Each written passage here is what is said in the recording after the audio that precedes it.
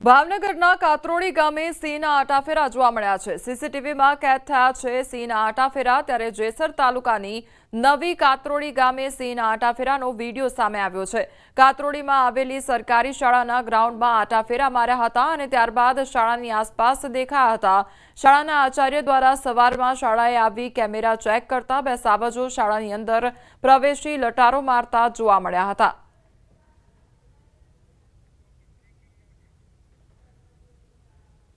મહેસાણાના શંખલપુરમાં ઇનામી ડ્રોના નામે ઠગાઈ આચરવામાં આવી છે અને 6 ઇસમો ઝડપાઈ ગયા છે। આખી ઘટનામાં ત્યારે બહુચરાજી પોલીસ સ્ટેશન વિસ્તારમાં ઠગાઈ કરતા હતા। ઇનામની ડ્રો કૂપનથી લોભામણી જાહેરાતો કરવામાં આવતી હતી। લોકો સાથે છેતરપિંડી કરતા ઇસમોને બહુચરાજી પોલીસે પકડી પાડ્યા હતા। શંખલપુર ગામમાં હર હર મહાદેવ એન્ટરપ્રાઇઝ નામની કૂપન આપતા અને ધમાકા ઓફરવાળી ઇનામની ડ્રો સ્ક્રેપ કૂપન લઈને આવેલ 6 ઇસમો સામે કાયદેસરની કાર્યવાહી કરવામાં આવી। ત્યારે આરોપીઓ લોકોને લોભામણી લાલચ આપીને અને સ્ક્રેચ કરવાના બહાને તેમની સાથે ઠગાઈ કરતા હતા।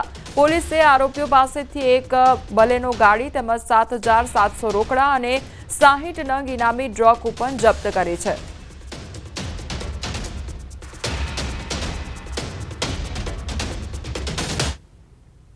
અમદાવાદમાં અસામાજિક તત્વોનો આતંક યથાવત જોવા મળી રહ્યો છે। ફતેવાડી હાફિઝજી મસ્જિદ પાસે યુવક પર જીવલેણ હુમલો કરવામાં આવ્યો છે। વિડીયો સોશિયલ મીડિયામાં વાયરલ થયો છે। ઇમરાન મંસૂરી નામના યુવકને પેટના ભાગે છરીના ઘા મારવામાં આવ્યા તો યુવકને સારવાર અર્થે સોલા સિવિલ હોસ્પિટલ ખાતે ખસેડવામાં આવ્યો છે। હાલ ઇજાગ્રસ્ત યુવકની હાલત ગંભીર છે। આરોપીઓ ઝઘડાના મામલાને લઈ સમાધાન માટે આવ્યા હતા। સમાધાનના નામે બોલાવી યુવક પર હુમલો કરવામાં આવ્યો હતો। આરોપીઓએ સોશિયલ મીડિયામાં ધમકી આપતો વિડીયો પણ ફરતો કર્યો હતો। અમદાવાદ શહેરમાં અસામાજિક તત્વોનો આતંક વધી ગયો હોય તે પ્રકારની ઘટનાઓ હવે વધતી જઈ રહી છે। અહીંયા યુવક પર હુમલો કરવામાં આવ્યો છે અને આખો વિડીયો પણ સોશિયલ મીડિયામાં અત્યારે ફરતો થયો છે અને ધમકી પણ આપવામાં આવી છે તે પ્રકારનો વિડીયો પણ સામે આવ્યો છે। સમાધાનના નામે આ યુવકને બોલાવવામાં આવ્યો હતો અને ત્યારબાદ તેના પર હુમલો કરવામાં આવ્યો હતો।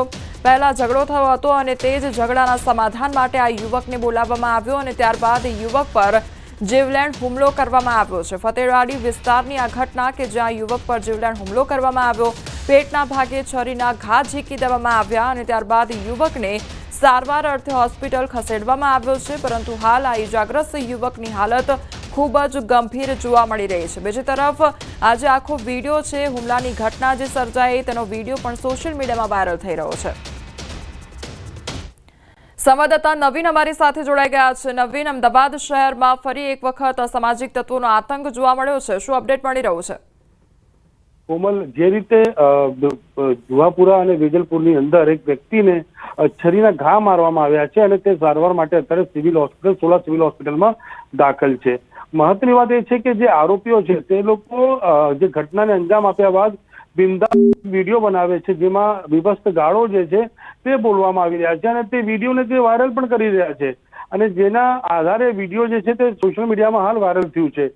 જો કે આરોપીઓનું નામ સામે આવી ગયું છે પરંતુ આરોપીઓનો ફરીવાર બીક ના હોય અને જાહેરમાં જે રીતે તે લોકોએ હુમલો કરીને અને વિડીયો બનાવીને સોશિયલ મીડિયા પર મૂક્યા છે તે ક્યાંક ને ક્યાંક બતાવે છે કે એ લોકોને કાયદાનો ડર નથી, એ સ્પષ્ટ દેખાઈ આવે છે।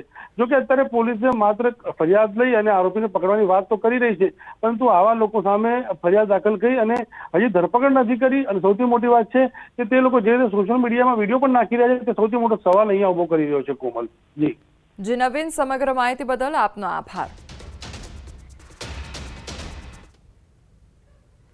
વડોદરામાં ગોત્રી ઓશિયા મોલ સામે આવેલ પિઝા રેસ્ટોરન્ટમાં મારામારીની ઘટના બની છે। અસામાજિક તત્વોએ રેસ્ટોરન્ટ મેનેજર કર્મચારીઓને માર માર્યો હતો। ફેમિલી રેસ્ટોરન્ટમાં યુવકે યુવતીને ખોળામાં બેસાડી પિઝા ખવડાવતા માથાકૂટ થઈ હતી।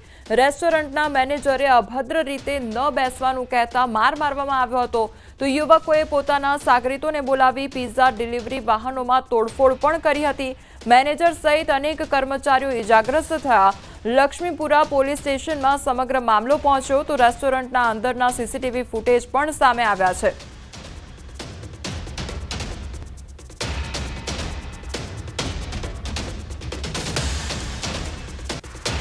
તો વડોદરાનો આ સમગ્ર મામલો સામે આવ્યો છે કે જ્યાં પિઝા રેસ્ટોરન્ટમાં મારામારી કરવામાં આવી તે અંગેની ઘટના સામે આવી છે। હવે વધુ તપાસ પણ એ મામલે કરવામાં આવી રહી છે।